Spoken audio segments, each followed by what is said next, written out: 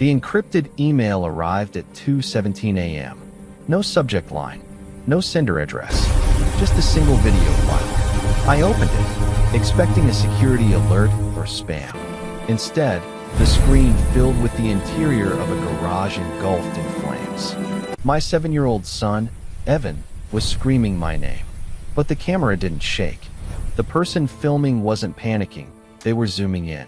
Hit like, subscribe for more betrayal stories, and comment your city or country. My cabin was 3 hours from the nearest paved road.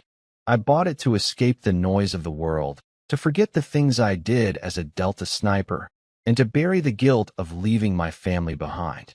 But silence is fragile. I watched the video 3 times before my heart started beating again. In the footage, the fire spread unnaturally fast, licking up the walls of the garage where I used to teach Evan how to fix bicycles. The smoke was thick, black, and oily, accelerant. "Daddy, Daddy, help." Evan's voice cracked through the speakers, high and terrified. He was banging on the small window, his face smeared with soot. Any normal father would have collapsed. Any normal man would have thrown the laptop against the wall and screamed until his throat bled. But I did not scream. My training took over. The part of me that I thought was dead, the operator, the hunter, woke up instantly. I forced my hand to stop trembling and paused the video at the 0:14 mark. I stared at the edge of the frame. The camera was steady, too steady. Someone was holding it with both hands, framing the shot to capture Evan's terror perfectly. They were not trying to save him. They were not even trying to put out the fire. Then I heard it. I plugged in my tactical headset and cranked the audio gain up to maximum. Beneath the roar of the flames and Evan's cries, there was a whisper. It was faint, barely audible, but my ears knew how to separate signal from noise. "Hold the angle. Make it look tragic." It was a man's voice. Calm. Professional. I closed the laptop. I did not pack clothes. I packed gear. The drive back to the city usually took 6 hours. I made it in 4. The entire time, my hands gripped the steering wheel so hard my knuckles turned white. I thought about Natalie. When we divorced, she told me she needed someone safe. Someone who didn't disappear for months on a classified deployment. She wanted a normal life for Evan. So she married Victor. Victor was a real estate developer. Wealthy. Charming. He wore Italian suits and smiled with too many teeth. He was safe. He was stable. And now, my son was dead in his garage. I parked my truck 3 blocks away from the house I used to own. It was dark, the streetlights humming overhead. I pulled my hood up and moved through the shadows. I didn't want to be seen. Not yet. The house looked like a crime scene, but the police tape was already gone. That was fast. Too fast. A fatal fire usually keeps a scene locked down for days. I climbed the neighbor's oak tree, a vantage point I had used years ago to check the roof for leaks. From here, I had a direct line of sight into the living room window. They were there. Natalie was sitting on the couch, staring at the wall. She looked thinner than I remembered. Her face was pale, her eyes hollow, like she had been hollowed out from the inside. She wasn't moving. Victor was pacing. He held a tumbler of whiskey in one hand and his phone in the other. He wasn't mourning. He was working. I raised my compact binoculars and focused on his face. He looked annoyed. He gestured at Natalie, saying something sharp. She flinched. It was a small movement, barely a twitch of her shoulder, but I saw it. She was terrified of him. I shifted my gaze back to Victor. He took a sip of whiskey and unlocked his phone. He swiped through something, then stopped. He smiled. It wasn't a happy smile. It was a satisfied smile. The kind of smile a man wears when a business deal closes exactly how he planned. My phone buzzed in my pocket. It was the encryption program I ran on the email. It had finished tracing the metadata of the video file. I looked at the screen. The video hadn't been sent from a burner phone or an anonymous server in Russia. It had been uploaded from a device named Victor_admin_cloud. He sent it to himself. He saved it. And somehow, someone, maybe a hacker, maybe a ghost, had forwarded it to me. I looked back through the window. Victor walked over to Natalie and placed a hand on her shoulder. To an outsider, it looked comforting. Through my binoculars, I saw his fingers dig into her collarbone. He leaned down and whispered something in her ear. Natalie closed her eyes, tears leaking out, but she nodded. She was obeying him. I lowered the binoculars. The grief finally hit me, sharp and cold, but I pushed it down into the pit of my stomach. I would mourn Evan later. I would cry for my boy when the work was done. Right now, there was a target in that living room. I reached into my bag and pulled out a parabolic microphone. I needed to hear what they were saying. I aimed the dish at the window glass, hoping the vibrations would carry their voices. Static hissed in my ear, then cleared. Insurance adjuster is coming tomorrow at 9. Victor's voice came through, tinny but clear. You need to pull it together, Nat. If you mess this up, we lose everything. He was my baby, Natalie sobbed. Her voice sounded broken, jagged. He was an asset, Victor snapped. And now he's gone. Do not ruin the payout, or I swear to God, the next fire won't be an accident. I froze. The next fire. I recorded the audio snippet and saved it. My finger hovered over the trigger of my rifle, but I didn't fire. A bullet was too easy. A bullet would be mercy. Victor didn't deserve mercy. He deserved to be dismantled, piece by piece. I watched him walk to the window and look out into the darkness. He looked right at the tree where I was hiding, but he couldn't see me. Men like Victor didn't believe in monsters in the dark. They didn't know the Reaper was already on their lawn. I packed my gear silently. I needed a base of operations. I needed intel. And I needed to know exactly how he burned my son alive without getting caught. As I climbed down, I checked the email one last time. I wanted to see the timestamp again. And that was when I saw it. A detail I missed the first time because of the shock. At the very end of the video, for a split second before the file cut to black, the camera panned down to the floor. There was a shoe visible near the fire. A high-end, polished dress shoe. But there was no soot on it. The shoe was clean. I realized then that the fire in the video wasn't uncontrolled. It was contained. My son wasn't just murdered. He was part of a set. The funeral was held on a Tuesday morning under a sky that looked like bruised iron. I didn't wear a black suit. I didn't stand by the grave to throw a handful of dirt onto the casket that supposedly held my son's ashes. Instead, I lay prone on the flat roof of a maintenance shed 400 yards away, peering through a Leupold Mark IV spotting scope. The rain had started to fall, a cold, miserable drizzle that slicked the roof tiles, but I didn't move. My body temperature dropped, my breathing slowed, and I became part of the architecture. This wasn't a funeral. It was a press conference. Victor had arranged for a media perimeter. I counted 3 news vans parked outside the cemetery gates. Cameras with telephoto lenses were perched like vultures, waiting for the grieving family shot. A black limousine pulled up to the gravesite. The driver opened the door, and Victor stepped out. He was wearing a suit that probably cost more than my truck. He paused for a fraction of a second, adjusting his cufflinks, ensuring the light hit him just right before he turned back to help Natalie. Natalie didn't step out. She was pulled out. Through the scope, I studied her face. Her skin was the color of old paper. Her eyes were swollen shut, hidden behind dark sunglasses. She walked with a stumble, her legs heavy, as if gravity was pulling harder on her than on anyone else. Victor wrapped an arm around her waist. To the cameras clicking away in the distance, it looked like a supportive embrace. But I saw his hand. I zoomed in until the image of his fingers filled my vision. He wasn't holding her up. He was gripping her hip bone so hard his knuckles were white. He was steering her. Every time she sagged, his fingers dug in deeper, forcing her spine straight. It was a control hold. I had used similar techniques to march prisoners of war to extraction points. Smile for the cameras, Nat. I whispered to myself, reading his body language. The service began. The priest spoke about innocence and angels, his voice carrying over the wind. I didn't listen to the words. I was scanning the perimeter, building a threat matrix. Most of the attendees were strangers to me, business associates of Victor's, men in expensive coats checking their watches.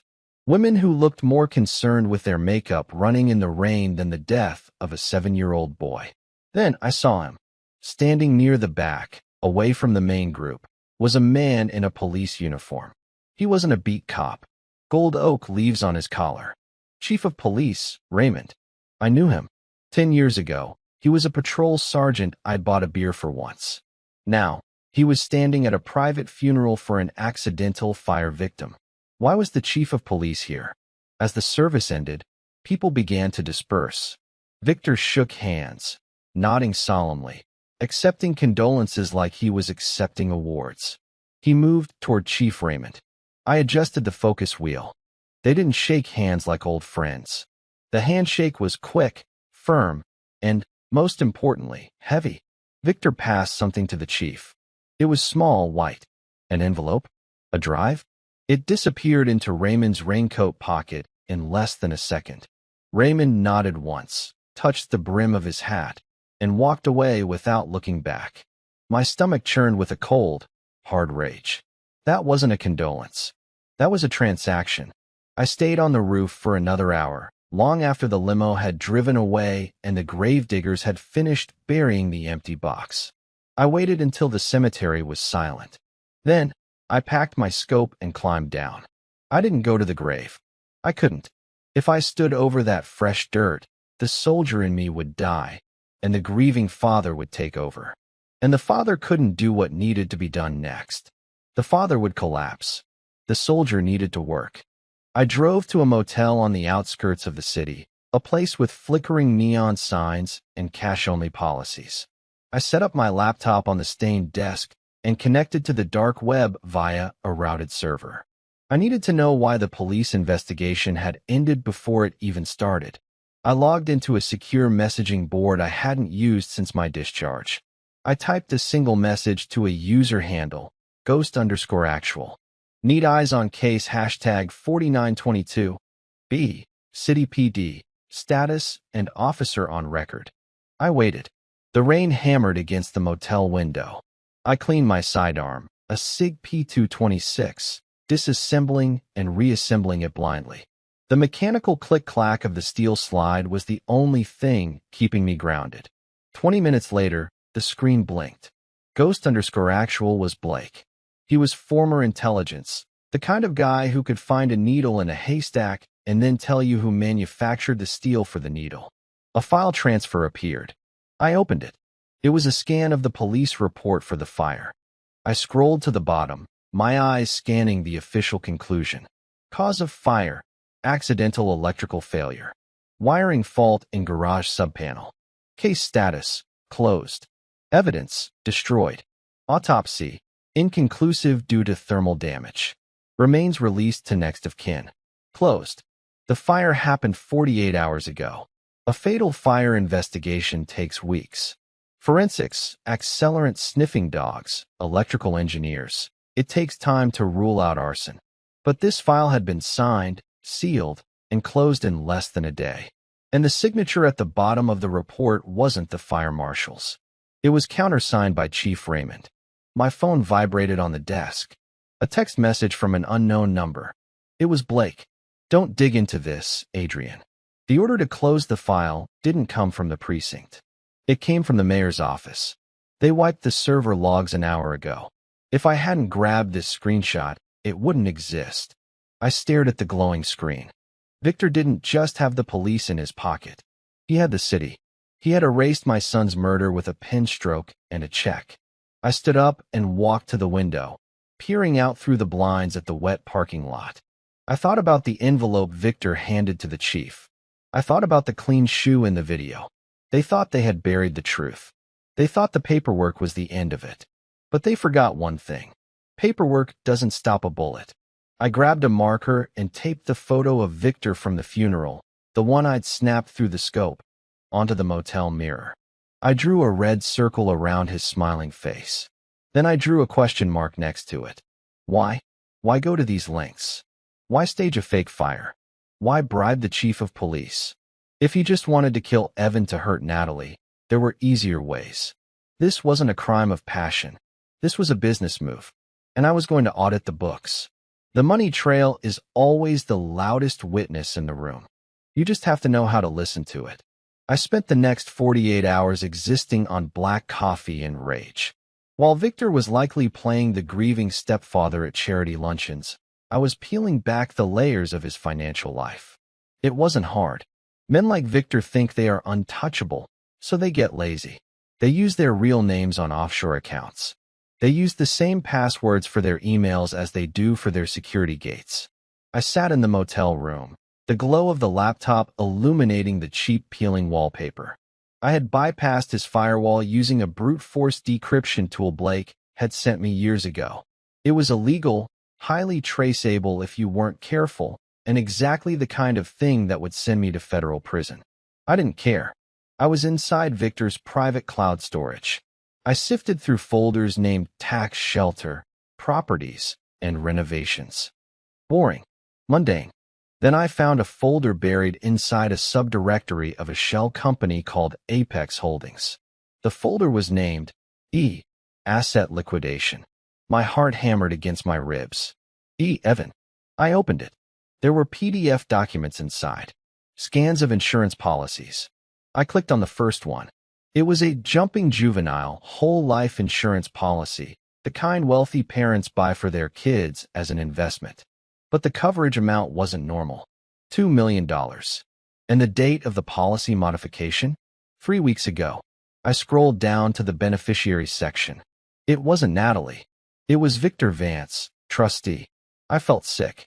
The kind of nausea that comes from realizing evil isn't always a monster with claws.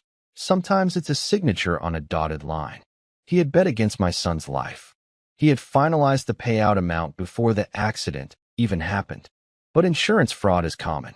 It's dirty, but it's common. What I found next wasn't. In the same folder, there was an email thread with a man named Julian. The subject line was Legalities of Absence.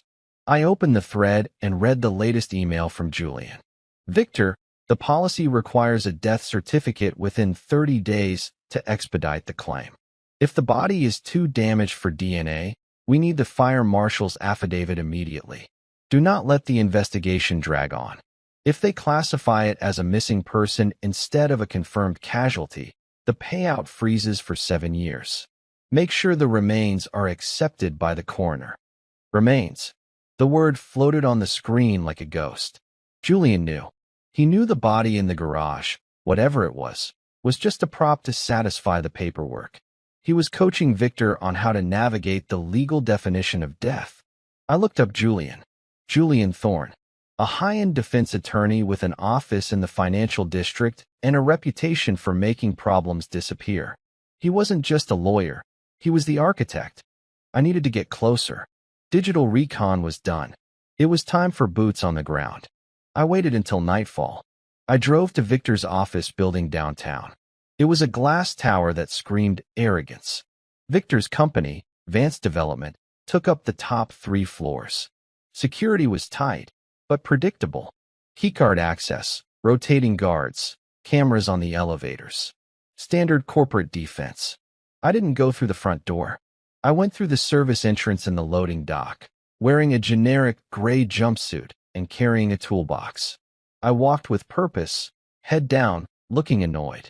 People never stop a workman who looks like he's late for a job. I rode the freight elevator to the 30th floor. The hallway was empty, the carpets plush enough to silence my boots. I picked the lock on Victor's office door in 12 seconds. The office smelled of leather and expensive cologne. It was dark, lit only by the city lights outside. I moved to his desk. I wasn't looking for files on the computer anymore. I was looking for the physical trash. The things people forget to delete because they hold them in their hands. I rifled through the drawers. Nothing. I checked the shredder bin. Empty. Then I checked the jacket pocket of the suit hanging on the coat rack. He had left a blazer here, probably a spare. My fingers brushed against a piece of paper in the inside pocket. I pulled it out. It was a crumpled receipt. Carbon paper, yellow. The kind you get from businesses that don't want a digital footprint. Date, October 14th, 2 days before the fire. Vendor, Cinematic VFX Solutions. Item, 1x silicon prop, custom mold flammable gel. Notes, paid cash. I stared at the receipt. Silicon prop. Custom mold. My knees felt weak. I had to lean against the mahogany desk to stay upright. They didn't just burn the garage. They burned a mannequin. A custom-made dummy designed to look like a child in the smoke. Evan wasn't in that fire. The realization hit me with the force of a physical blow. The relief was instantly replaced by a new, colder terror. If Evan wasn't in the fire, where was he? You don't fake a death to keep the kid. You fake a death to get rid of him. I pocketed the receipt. This was the first piece of solid evidence that the murder was a hoax. But I couldn't go to the police. Chief Raymond would just burn this receipt and put a bullet in my back. I needed to find out where they put him. I heard the elevator ding down the hall. Footsteps. Heavy. Not security. I slipped into the shadows behind the heavy curtains, pressing myself against the cold glass of the window. The office door opened. Victor walked in. He wasn't alone.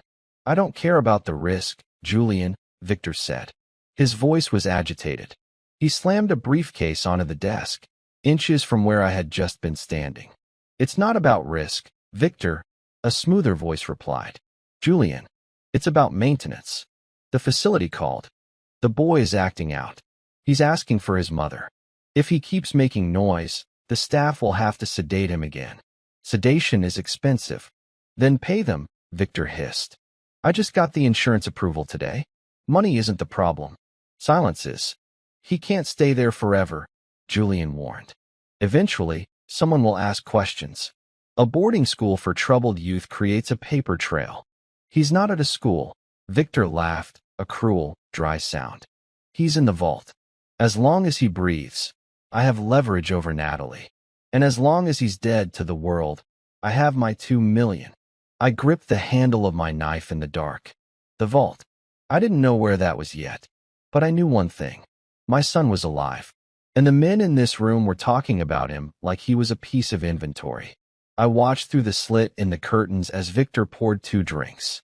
He looked relaxed. He looked victorious. Enjoy the drink, Victor. It's going to be your last peaceful moment. Because now I know he's breathing. And as long as he's breathing, there is no army on earth that can stop me from getting to him.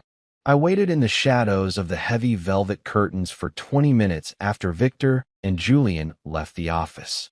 I didn't move until the motion sensor lights in the hallway timed out and plunged the floor into darkness. My muscles were tight, coiled like springs. I had the receipt in my pocket, the proof of the fake body, but the conversation I had just overheard was far more dangerous. The vault. It wasn't a bank. Victor wasn't the type to stash a human being in a safety deposit box. The vault was code. It was a location. A place secure enough to hide a 7-year-old boy indefinitely, yet accessible enough for Victor to control. I needed to know where it was. And there was only one person who might know. Natalie. I slipped out of the building the same way I came in, blending into the night. I drove to the house, the one Victor had bought for them. It was a sprawling modern mansion on the cliffs, all glass and sharp angles. It looked like a fortress. I didn't try to get inside this time. The perimeter security was upgraded.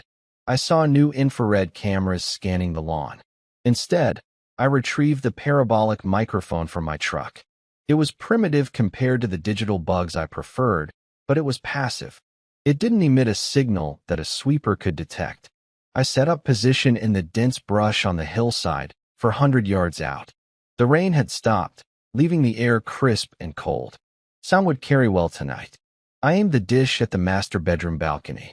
The glass doors were cracked open just an inch. Victor probably liked the fresh air. For an hour, there was nothing but the sound of the ocean crashing against the rocks below. Then, movement. Natalie walked out onto the balcony. She was wearing a silk robe, wrapping it tight around herself as if she were freezing. She wasn't smoking, she wasn't drinking.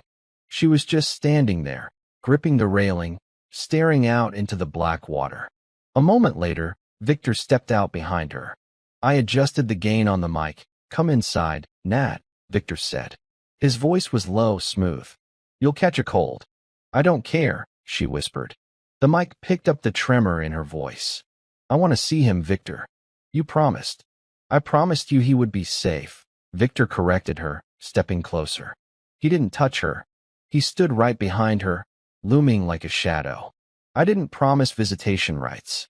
This isn't a divorce settlement, darling. This is a hostage negotiation. You just happened to be sleeping with the hostage taker. I gritted my teeth. The urge to put a bullet through his skull right then and there was overwhelming. At this distance, with the wind low, I could make the shot. I could end him. But if I killed him now, the location of the vault would die with him. And Julian would scrub the facility before I could find it. He's 7, Natalie sobbed, finally turning to face him. He's confused. He thinks his father abandoned him. He thinks I abandoned him. How much longer, Victor?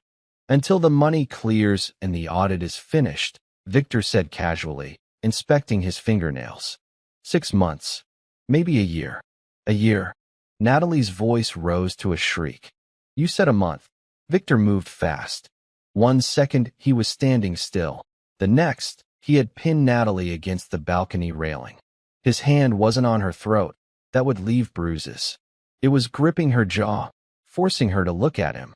Lower your voice, he hissed. The charm was gone. The monster was out. Do you want to be a widow again? Or do you want to be a childless mother?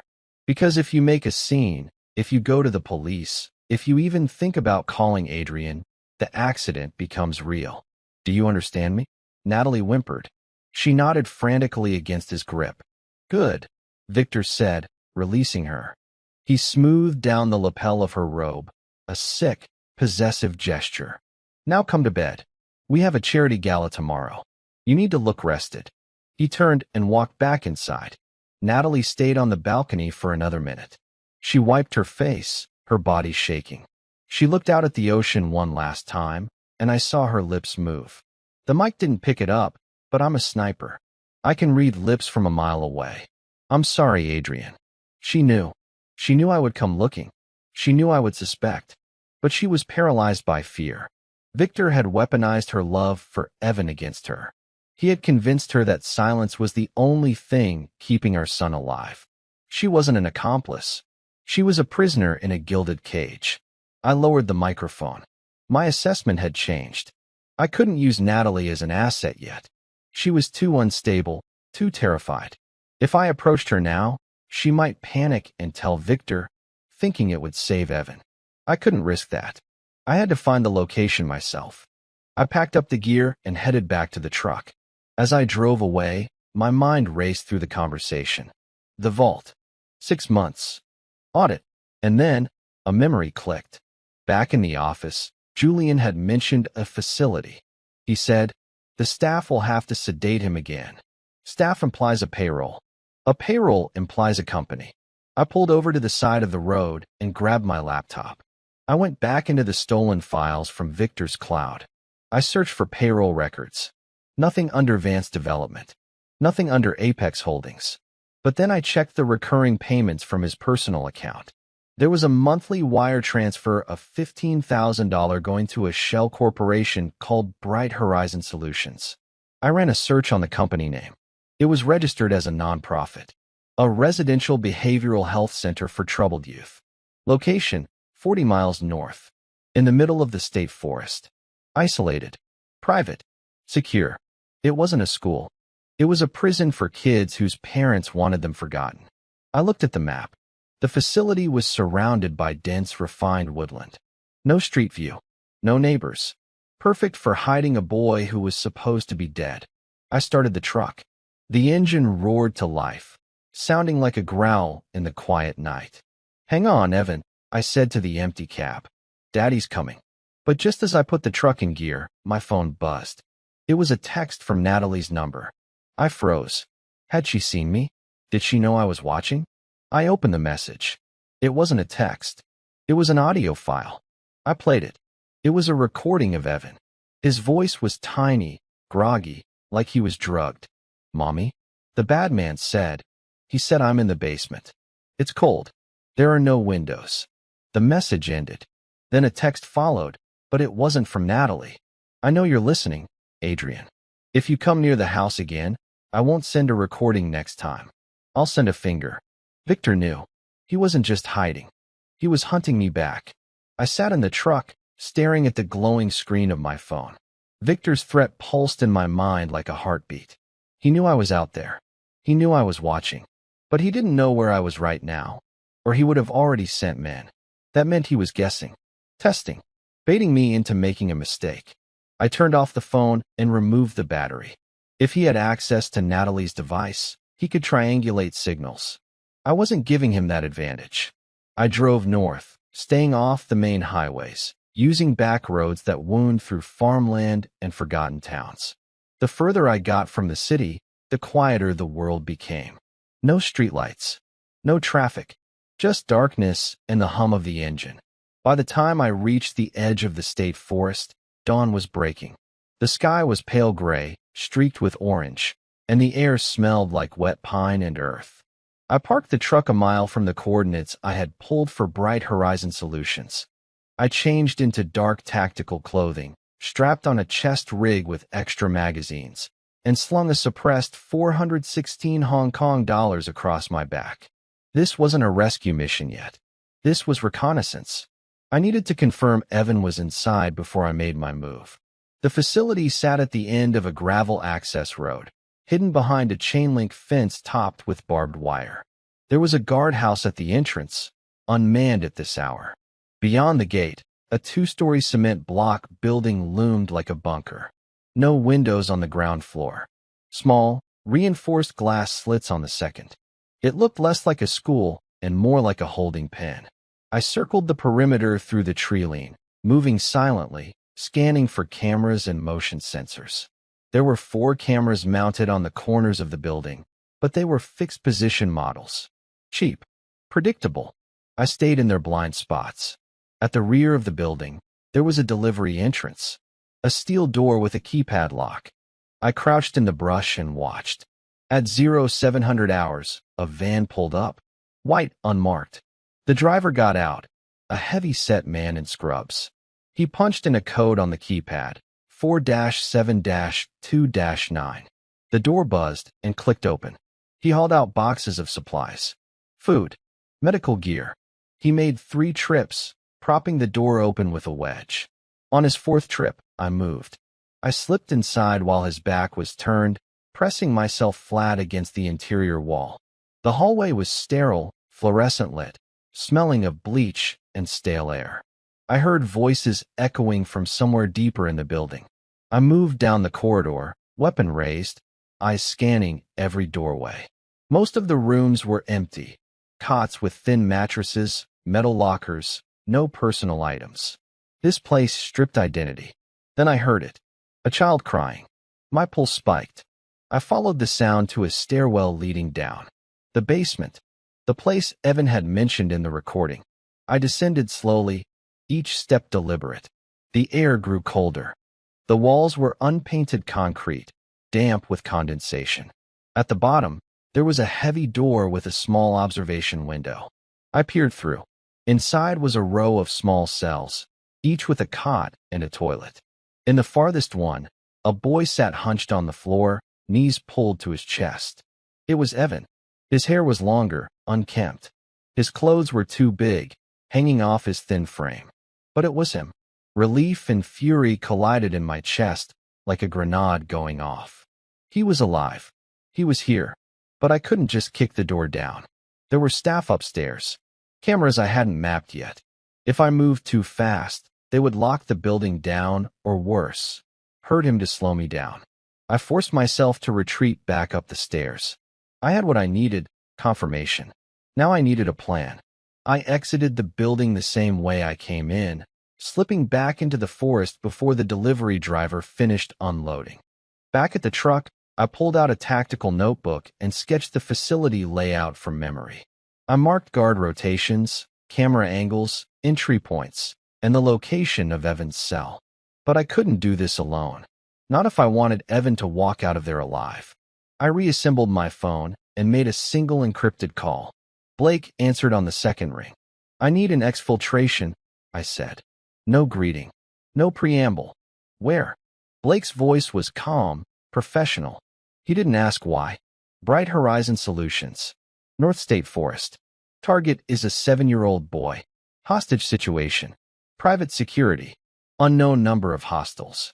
There was a pause. You're talking about your son? Blake said quietly. Yes. Another pause. I'll need 12 hours to gather a team. You have 6, I said. And Blake, this stays off the books. No LEO involvement. If the police get a call, the boy disappears. Understood. I'll text coordinates for the rally point. The line went dead. I leaned back against the truck, exhaling for the first time in hours. I wasn't alone anymore. Blake was solid. If anyone could pull off a clean extraction, it was him. But 6 hours was a long time. Anything could happen. My phone buzzed again. Another message. This time from an unknown number.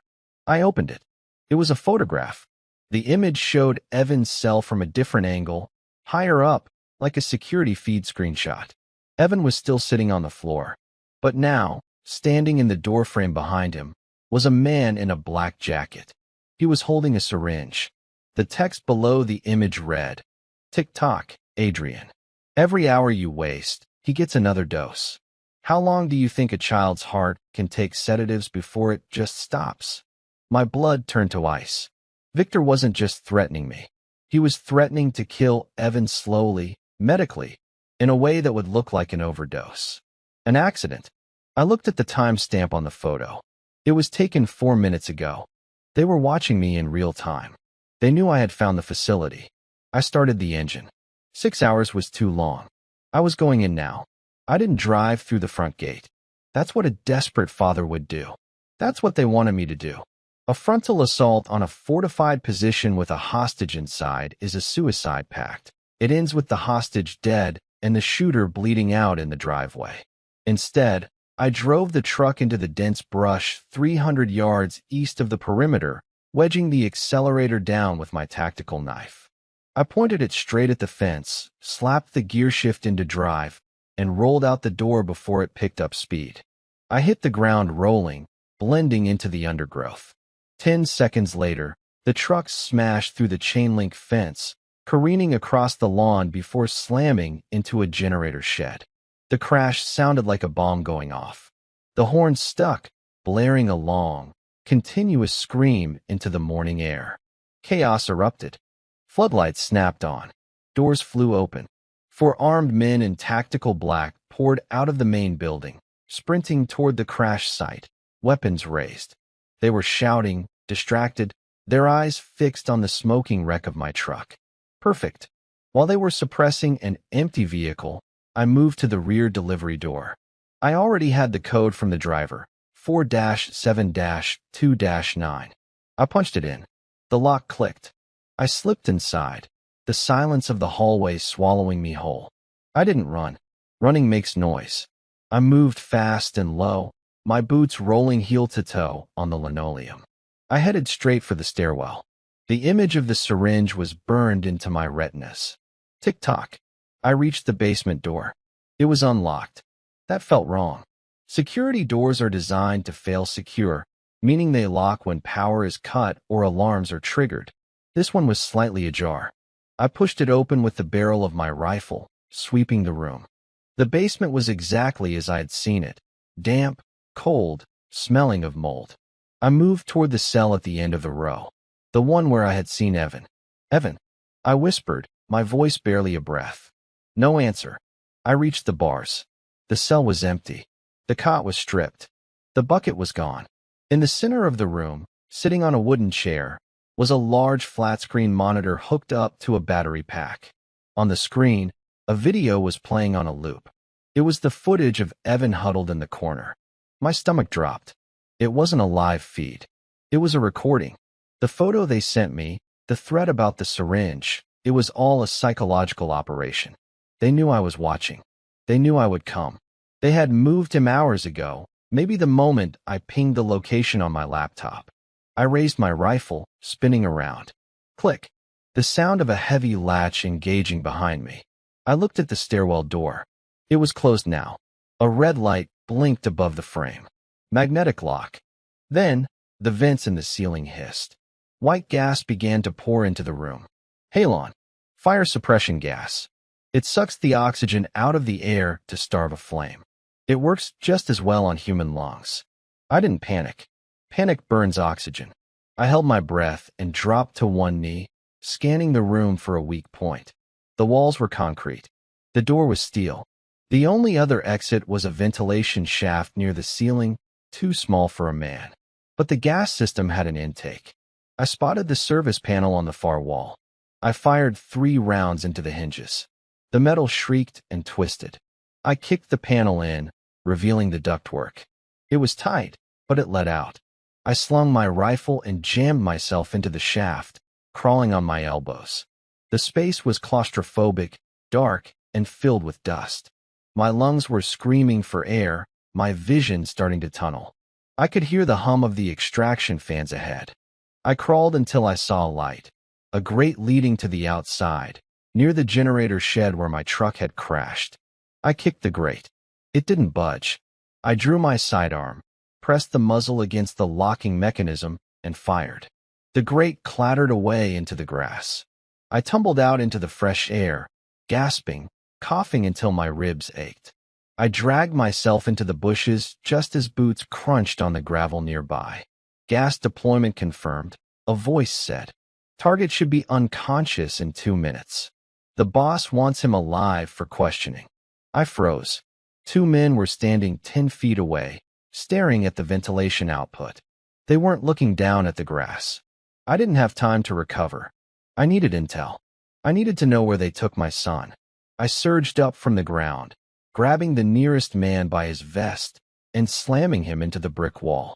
Before his partner could raise his rifle, I pistol-whipped him across the temple. He dropped like a stone. I turned back to the first man, pinning his forearm against the wall with my knife point. "Where is the boy?"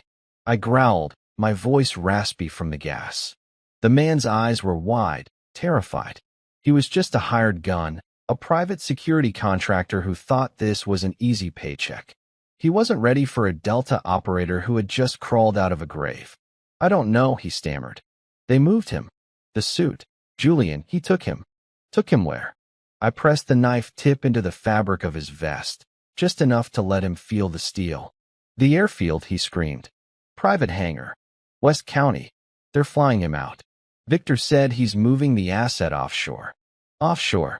If they got Evan on a plane, he was gone. International waters, non-extradition countries. I would never find him. "When does the plane leave?" "Noon. The flight plan is filed for noon." I checked my watch. 11:15 a.m. I had 45 minutes to cross 30 miles of bad road, breach an airfield, and stop a jet from taking off.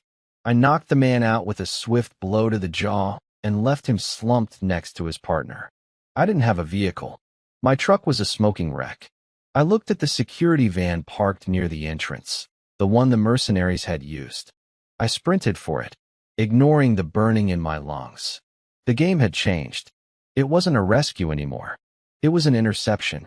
The security van was a Ford Transit, top-heavy and underpowered, but I drove it like it was a rally car. I kept the pedal pinned to the floor, weaving through traffic on the Tulane Highway, blowing through red lights, and forcing oncoming sedans onto the shoulder. 11:32 a.m. 28 minutes left. I called Blake on the hands-free system. "I need eyes on West County Airfield," I shouted over the roar of the engine. "Private hangar. Look for a flight plan filed under Apex or Vance." Keyboard keys clattered on the other end. "Got it," Blake said, his voice tight. "Flight N492VA. Citation CJ4 Jet. Filed for Nassau, Bahamas. Scheduled departure is 12 o'clock sharp." "Adrian, there's a problem." "What problem?" "The passenger manifest lists 3 souls on board. Pilot, co-pilot, and 1 passenger, Julian Thorne. No Evan listed. But the cargo manifest lists medical transport, sensitive. My grip on the steering wheel tightened until the plastic creaked. They were shipping my son as cargo. Likely sedated, stuffed in a crate or a medical pod so customs wouldn't ask questions about a crying child. "Can you ground the plane?" "Negative. It's a private strip outside FAA tower control. Uncontrolled airspace until they hit 10,000 feet. But I can jam their comms so they can't call for backup." "Do it." I'm 10 minutes out. I hung up. The airfield appeared on the horizon, a strip of asphalt cut into the cornfields. I saw the hangar. A sleek white jet was already on the tarmac, engines whining as they spooled up. A black SUV was parked next to the boarding stairs. I saw a man in a suit, Julian, walking toward the plane. He was carrying a briefcase. Two large men were loading a long, rectangular gray case into the cargo hold. That was him. That was Evan. I didn't slow down for the gate. I smashed the van through the chain link barrier, the windshield spiderwebbing on impact. The van fishtailed on the gravel, but I corrected it, aiming straight for the jet. The pilot saw me. The engines roared louder, the plane beginning to taxi. "No, you don't," I gritted out. I slammed on the brakes, slewing the van sideways to block the runway. I kicked the door open and rolled out, bringing my rifle up in one fluid motion. The security guards by the SUV drew their weapons. I didn't hesitate. I put 2 rounds into the engine block of the SUV to disable it, then shifted aim. I wasn't here to kill the grunts. I needed the plane stopped. I fired at the front landing gear of the jet. The tires blew out with a sharp pop-pop, the rubber shredding instantly. The nose of the jet dipped, scraping against the asphalt with a shower of sparks. The plane lurched to a halt. Julian froze on the tarmac, looking from the crippled plane to me. He didn't run. He just stood there, adjusting his tie, like this was an inconvenience rather than a raid. I ignored the guards.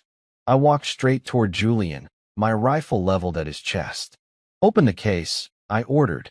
The guards looked at Julian for instructions. He raised a hand, signaling them to stand down. He knew a professional when he saw one.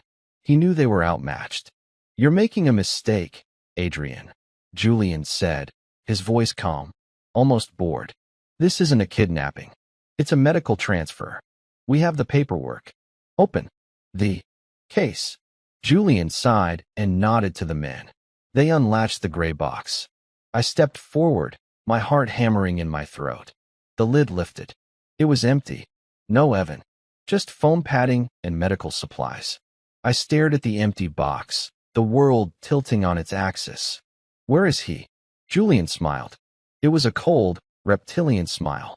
"Did you really think we'd keep all our assets in one basket? This flight was a decoy, Adrian. A rabbit for the hound to chase. Where is he?" I stepped closer, jamming the barrel of the rifle under Julian's chin. "He's not here," Julian whispered, his eyes gleaming. "He's with the one person you won't shoot." My phone buzzed. I pulled it out with my left hand, keeping the rifle pinned to Julian's throat. It was a live video call. From Natalie. I accepted it. The screen showed Natalie sitting in her living room. She was crying, shaking uncontrollably. "Adrian," she sobbed. "I'm so sorry." The camera panned. Sitting next to her on the couch was Victor. He had one arm around her shoulders, and on his lap sat Evan. My son looked awake now, but groggy. He was clutching a toy car, looking terrified. "Hello, Adrian," Victor said smoothly into the camera. "Nice work at the airfield. Julian tells me you caused quite a mess." "Let them go, Victor," I said, my voice shaking with suppressed rage. "Oh, I'm not holding them," Victor laughed. "We're a family. We're just having a quiet afternoon at home. But I did want to show you something." Victor reached into his pocket and pulled out a remote detonator. "The house is rigged, Adrian. Gas main. C4 charges on the support pillars. If you come within 1 mile of this property, or if the police show up, click." He mimicked an explosion with his hand. "Bring Julian to me," Victor ordered. "Bring the laptop with the files you stole. Come alone, unarmed. Walk through the front door, and maybe, just maybe, I'll let the boy go." The call ended. I looked at Julian.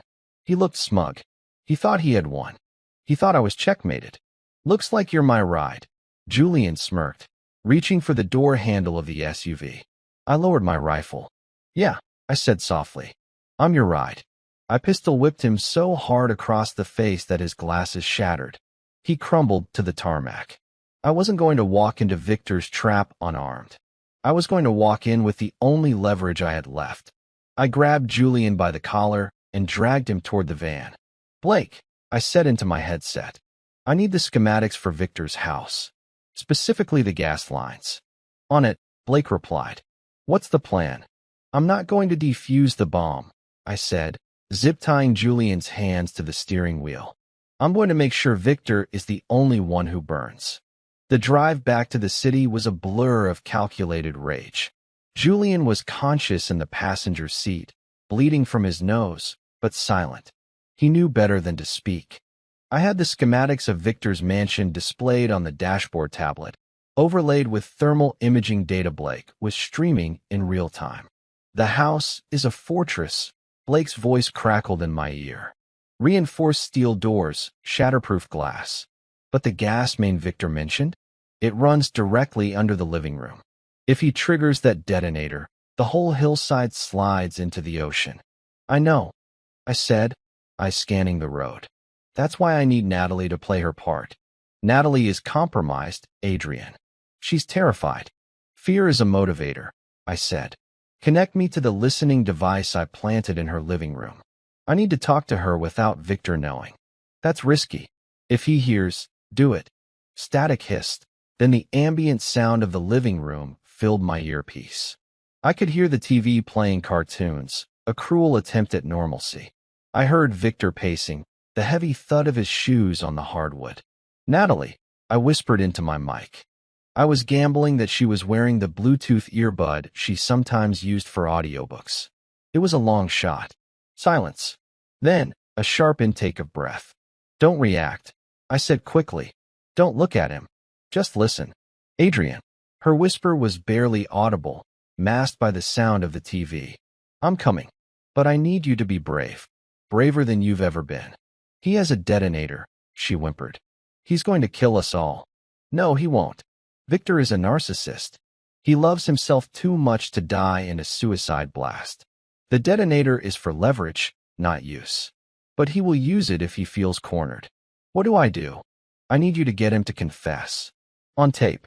Not just about the fraud, but about Evan. About the kidnapping. I'm streaming this audio directly to the district attorney's private server. We need him to say it loud and clear. He'll kill me. He's going to kill you anyway, Nat. Once he gets what he wants from me, you're a loose end. This is the only way out. Trust me. There was a long pause. Then, I heard her shift on the couch. Okay, she breathed. I cut the connection to her earbud, but kept the listening stream open. I was 5 minutes out. I parked the van at the base of the driveway, just out of sight of the cameras. I hauled Julian out. He stumbled, groaning. Walk. I ordered, shoving him toward the gate. You're my shield. I strapped a vest onto Julian. Not a bulletproof vest, but a rig rigged with a deadman switch connected to a flashbang grenade. It wouldn't kill him, but it would make him think it would. If you run, you go boom. I lied. Ring the buzzer. Julian, sweating and pale, pressed the intercom. Victor, he croaked. It's me. I have him. The gate buzzed open. We walked up the long, winding driveway. I stayed directly behind Julian, using his body to block any clear shot from the house. Inside the earpiece, I heard Natalie make her move. Why, Victor? Her voice was shaking, but louder this time. Why did you have to hurt him? We had the money. We had everything. Shut up, Natalie, Victor snapped. No, she pushed. I want to know. You burned a dummy in the garage. You locked my son in a basement for 3 weeks. You drugged him. Why? Just for the insurance. It wasn't just the insurance. Victor roared. It was the freedom. As long as that brat is around, you're tied to Adrian. You're tied to your past.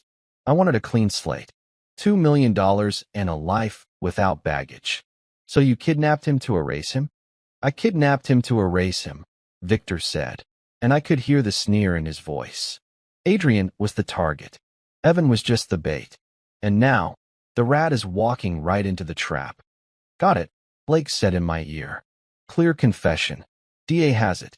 Police tactical teams are mobilizing. ETA 10 minutes. 10 minutes was too long. I reached the front door. It was unlocked. Victor wanted me inside. I pushed Julian through the doorway and followed, my rifle raised. The living room was vast, with floor-to-ceiling windows overlooking the ocean. Victor stood in the center, holding Evan by the collar of his shirt with one hand and the detonator in the other. Evan saw me. His eyes went wide. "Daddy, don't move, buddy," I said softly. Victor laughed. "The prodigal sniper returns. And look, he brought my lawyer back. A bit damaged, though." "It's over, Victor," I said, stepping into the room. "The police heard everything. They're on their way. Let them come," Victor sneered, raising the detonator thumb high. "I'll blow this cliff into the sea before they breach the gate." "No, you won't," I said, lowering my rifle slightly. "Because you're a businessman, Victor, and suicide is a bad investment. Try me." "I don't have to," I signaled Natalie with a subtle nod. She didn't hesitate. She grabbed a heavy crystal vase from the coffee table and smashed it into the side of Victor's knee. It wasn't a lethal blow, but it was enough. Victor howled in pain, his leg buckling. His grip on Evan loosened. "Run, Evan," I screamed. Evan scrambled away, diving behind the couch. Victor snarled, raising the detonator. "You bitch." He pressed the button. Click. Nothing happened. Victor stared at the device in his hand, confused. He pressed it again. Click. Click. "Looking for this?" Blake's voice came through the house speakers. I had hacked into the Sonos system. "Signal jammer engaged, Victor. RF frequency blocked. Your toy is dead." I raised my rifle. "And so are you," I said. Victor dropped the useless remote and reached for a pistol tucked in his waistband. He never cleared the holster. I fired a single shot. Not to kill. The bullet struck his right shoulder, spinning him around and dropping him to the floor.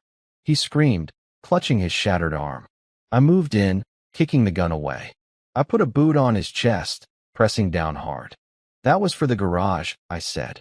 Julian tried to run for the door, but I triggered the flashbang on his vest.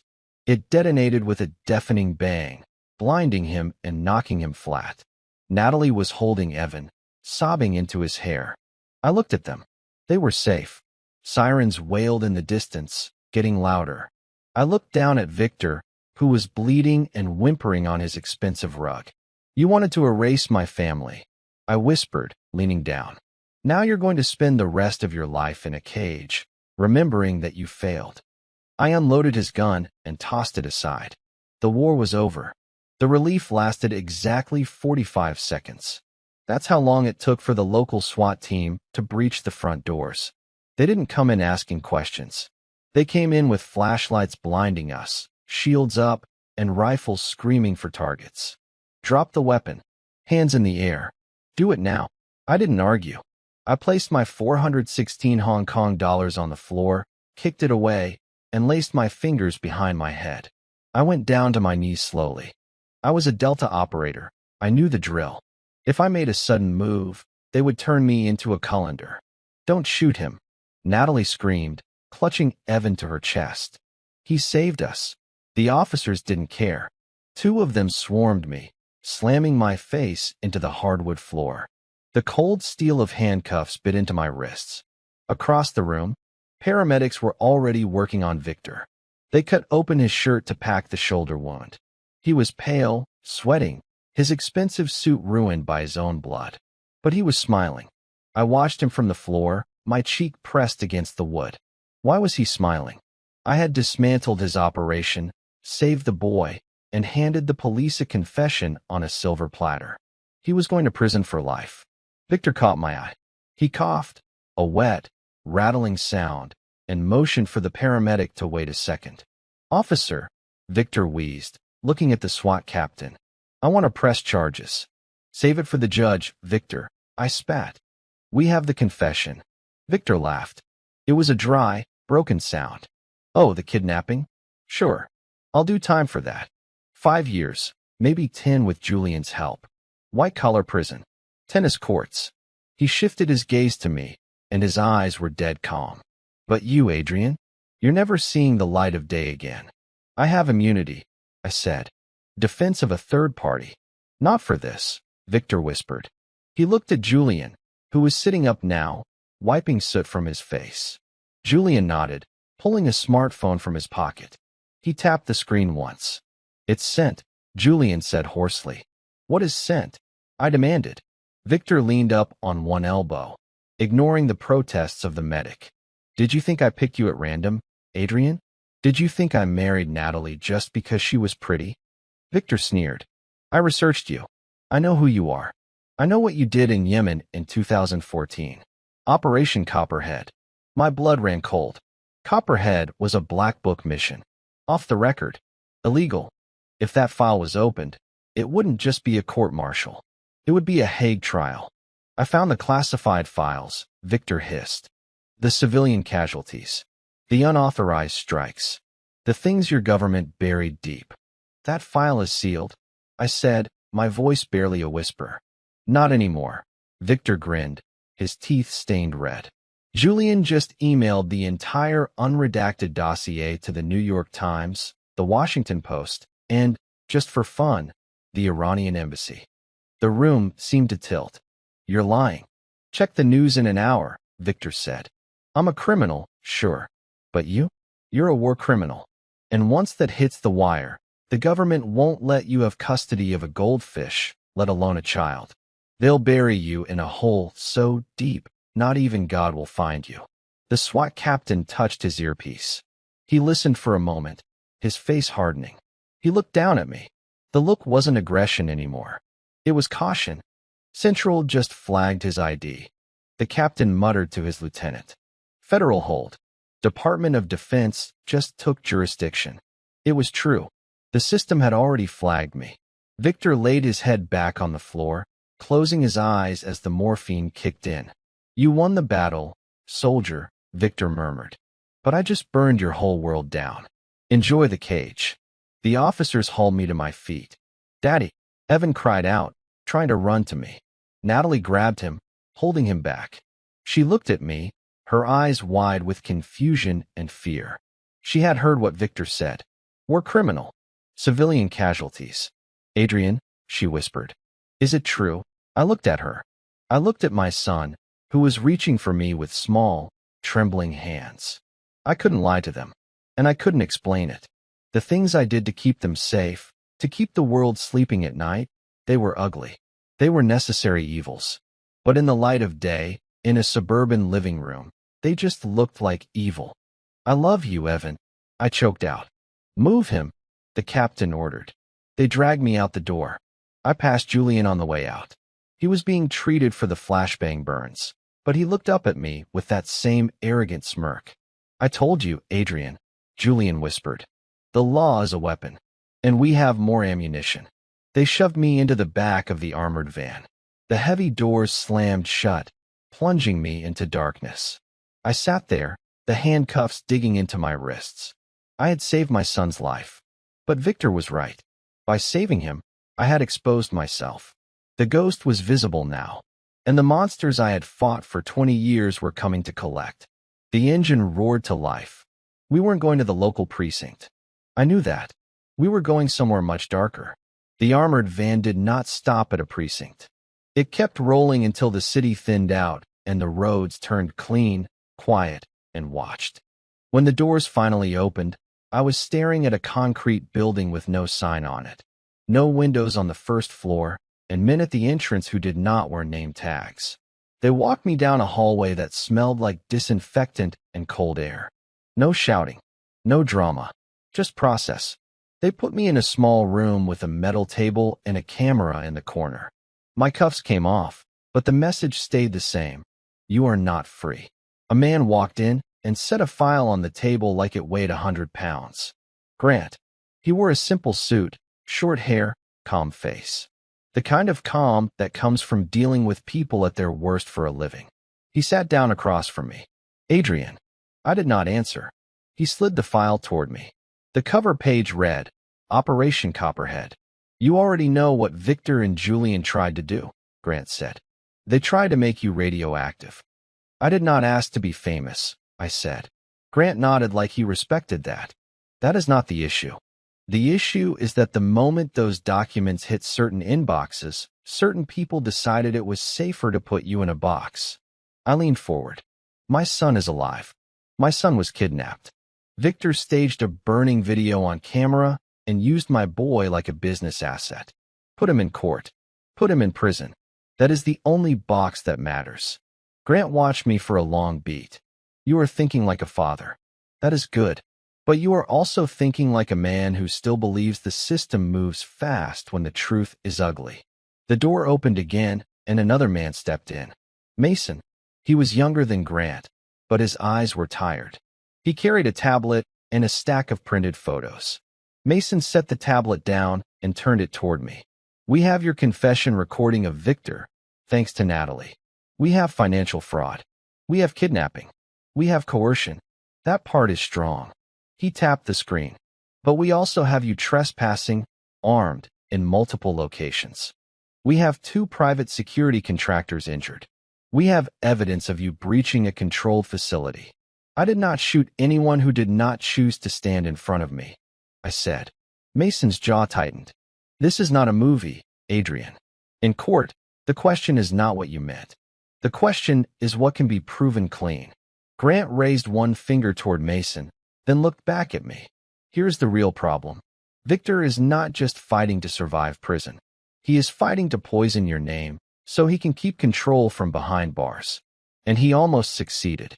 Almost, I said. Grant opened the file and flipped to a page I did not expect. A chain of emails.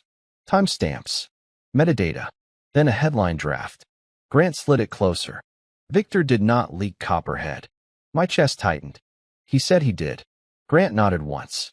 He said a lot of things. Julian sent an email, yes. But the attachments were altered. The dossier was a composite. Real pages mixed with fake pages. It was designed to trigger panic and force a federal hold, which buys them time and leverage.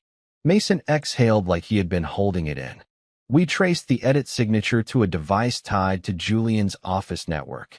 I stared at the papers until the words stopped swimming. Julian had not been Victor's lawyer. He had been Victor's weapon. And now the weapon had left fingerprints. Grant leaned in. You have one move that keeps you out of a dark hole. What move? Do not speak about Copperhead, Grant said. Not to the press. Not to the police. Not even to Natalie. Let the government handle that mess. Focus on Evan. Focus on Victor. Focus on what we can prosecute in open court. Mason added, and there is something else. Victor is already trying to reshape the story. He is pushing a narrative that you are unstable, violent, and dangerous to a child. My throat went tight.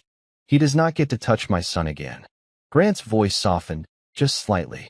Then do this clean. You want quiet revenge? You want emotional justice? You want the kind that lasts? You let Victor talk under oath. The next morning, they moved me to a courthouse entrance I had never seen before, down a hallway reserved for people the public is not supposed to watch. When I stepped into the courtroom, the air felt heavier than any battlefield.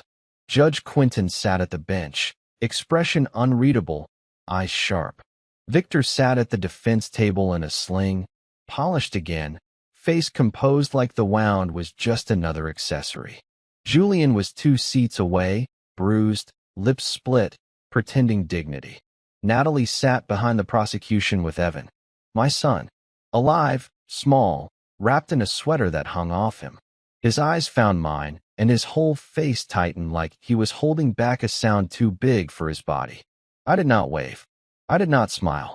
I just nodded, slow, so he would feel it in his bones. I am here. I am not leaving. Mason stood. Your Honor, the state moves for full protective custody of the child and immediate detention of Victor on charges of kidnapping, fraud, coercion, and attempted murder. Victor's attorney rose. Dominic. He spoke smoothly. Your Honor, the defense argues that Adrian is the real threat. He broke into private property armed. He assaulted multiple individuals. The child is safer away from him. Judge Quinton's gaze flicked to me. Adrian, stand. I stood. My cuffs were gone, but the whole room still treated me like a weapon. Judge Quinton said, this court will not run on rumors. It will run on evidence. Mason played the audio. Victor's voice filled the courtroom, clear enough to make people shift in their seats. The words landed one by one. Dummy, basement, leverage, payout, bait. Natalie's shoulders shook silently as she listened to her own nightmare spoken out loud. Dominic tried to object. Quentin shut it down. Then Julian did something that surprised everyone. He stood up. He looked at Victor, then at the judge. Your Honor, I want to cooperate. Victor's head snapped toward him, eyes sharp with sudden fear. Julian swallowed. Victor did not act alone. Chief Preston helped close the fire file. There were payments. There were instructions. And there is a facility contract with Bright Horizon Solutions under a shell company Victor controls. I have the documents. The courtroom went dead quiet.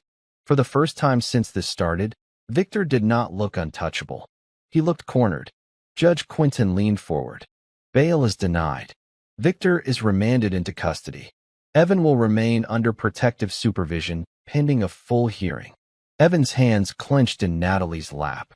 I watched my son inhale like he was trying not to break. That is what shattered me. Not the bombs. Not the threats. Not the trap. My child trying to be brave because adults kept failing him. As Victor was led away, he twisted his head toward me, eyes cold, mouth barely moving. He mouthed two words I could read without a scope. Not finished. And the worst part was, I believed him. Victor's threat hung in the air like smoke. But this time, I wasn't fighting him with bullets. I was fighting him with time. The trial lasted 4 months. It wasn't the cinematic showdown people expect. It was slow, grinding, and painfully detailed. Julian turned state's witness, dismantling Victor's empire brick by brick. Every fraudulent transaction, every bribe to the police chief, every shell company used to launder the insurance money. It was all laid out under fluorescent lights. Natalie testified for 3 days. She didn't look at Victor once.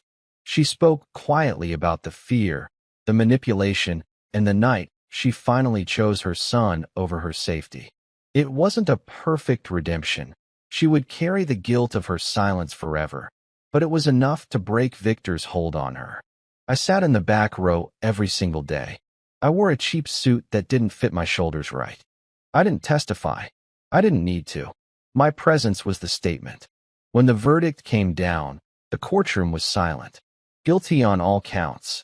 Kidnapping, insurance fraud, conspiracy to commit murder, racketeering. The judge sentenced Victor to life in federal prison without the possibility of parole. His assets were seized to pay restitution. The clean slate. He wanted cost him his freedom forever. As the marshals led him away, Victor stopped. He looked back at me. The arrogance was gone. The polished veneer had cracked, revealing the small, scared man underneath. He didn't mouth a threat this time. He just looked empty. I didn't smile. I didn't gloat. I just watched him disappear through the side door, knowing I would never have to think about him again. The real work started after the gavel fell. I didn't go back to the cabin. The silence out there wasn't peaceful anymore. It was lonely. I bought a small house near the coast, a place with a big yard and bad plumbing that I could fix with my own hands. Evan came to live with me. The first few weeks were hard. He didn't want to sleep with the lights off. He flinched at loud noises. He hoarded food in his room, hiding granola bars under his pillow like he thought he might starve. I didn't push him.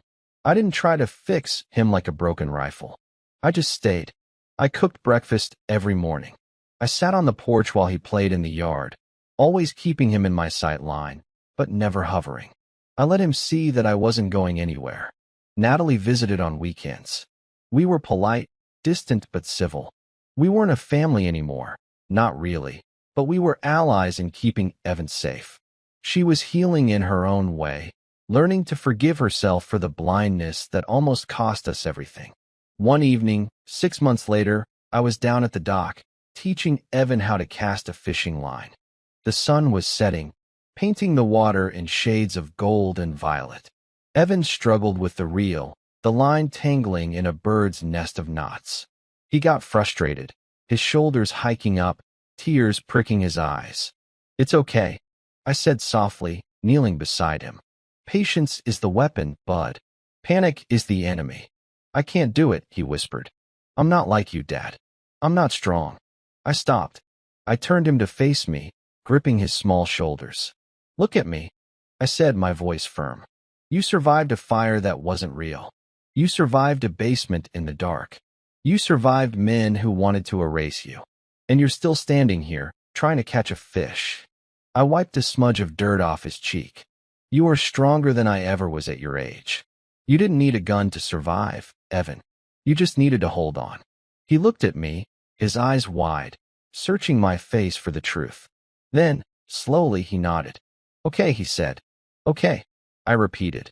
We cast the line again. This time, it flew true, landing with a soft plip in the water. We stood there in silence as the stars came out, a father and a son standing on the edge of the world. The ghosts of the war, the memories of the garage, the shadow of Victor, they were all still there, somewhere in the dark. But they weren't in charge anymore. I wasn't the Reaper tonight. I was just Adrian. And for the first time in 20 years, that was enough. Story finished. Where are you watching from right now? Is it morning, night, or somewhere in between? Drop your city and country in the comments. I love seeing how far these stories travel. And here is a question for you. If you found out someone you trusted had silently betrayed you to protect you, could you ever forgive them?